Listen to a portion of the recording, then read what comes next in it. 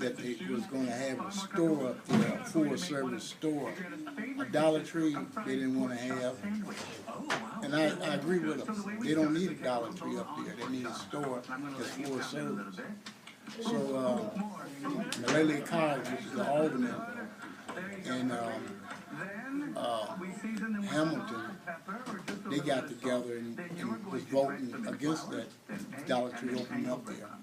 And it hasn't opened since then. So they wasting time now when the people in the community could have a store, but they study trying to stick this Dollar Tree up in there. And they don't want a Dollar Tree. They want a store, a full-service store. All right, so do you think that if they did have a Dollar Tree, how do you think people would have felt about that? Well, since they do sell, like, dollar things, everything's $1, oh, so it's cheaper, but how do you think? Yeah, but, you got Dollar Trees is all over the city. I think the closest one is on Houghton Street over there. They don't need a Dollar Tree up here. They need a full-service grocery store. That's what the people would want.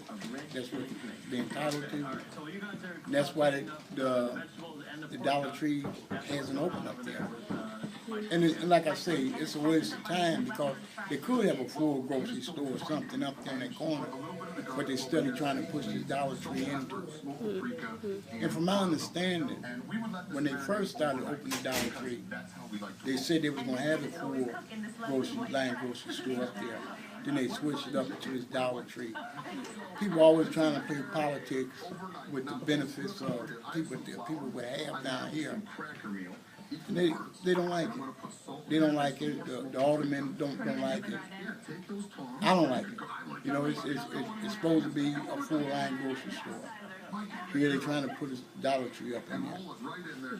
Because, I read the guy who was leasing it, he had a liquor license. So just imagine if he would have put a liquor store there first instead of a grocery store.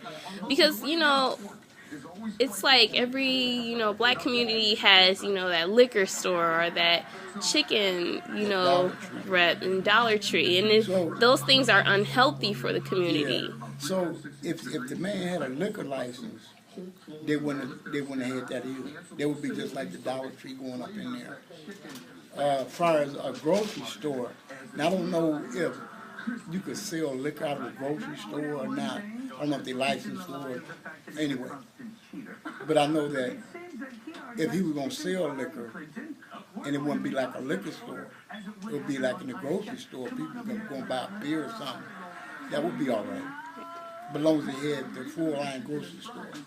And a full-line grocery store for this community would be a good thing. Right now they have a store that's almost a block away that's similar to the Dollar Tree. They got a store down here that's similar to a Dollar Tree. To get a grocery store up on that corner would be a good thing. I can remember back when they had Clambo's up there, and they had A&P right down the street from it. Then A&P changed to Lena's a little while ago. Then it changed to a beauty salon. So they started out with a grocery store in that area. They still want a grocery store in that area. And they still should have a grocery store. Right. Because I grew up on Gallus on North. My grandma used to take me there on Gallus. It's still open. It's I think owned by Arabs now, but it was black owned. Yeah. But still, that's a place where you can go and get your Sunday dinner foods. Right. And here you can't really do that. I mean, they have Walgreens and Growing Power just opened up, but they don't have every, Right. They have fruits and vegetables, but but that full-line grocery store will have some of everything there. And trying to play that off for a Dollar Tree, it's not right. And they think that they can get the license down and get a store built, say one thing and try to come up with another thing. Oh, the people are going to accept this once it's already there. But they see why the people's not accepting that Dollar Tree up there. They're not going to accept it. And the guy should have stood to the truth. He said he's going to open a full-line grocery store. For whatever reason he wanted to change that, is, I don't know, it's just empty. It's empty because the full-line grocery store is not there. Man is not trying to get it there. Instead of trying to push a Dollar Tree in there. When nobody want a Dollar Tree. Right. And at first I couldn't understand, like, why wouldn't we want a Dollar Tree? You know, it's affordable things, but now I see the history behind things, and that Bronzeville is a, you know, powerful community that had all these black businesses. When Wisconsin became a state in 1848, the blacks were coming up here to the north because they knew that they could overtake the Industrial Revolution. So instead of just working for whites, they could still have their, you know, beauty parlors or grocery stores.